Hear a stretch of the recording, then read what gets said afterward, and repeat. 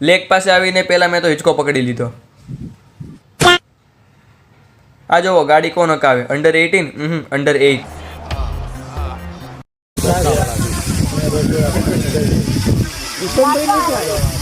અહીંયા લીમડાનું ઝાડ હતું તો મારા માસા લીમડું ઉતારવા ઝાડવે ચડી ગયા.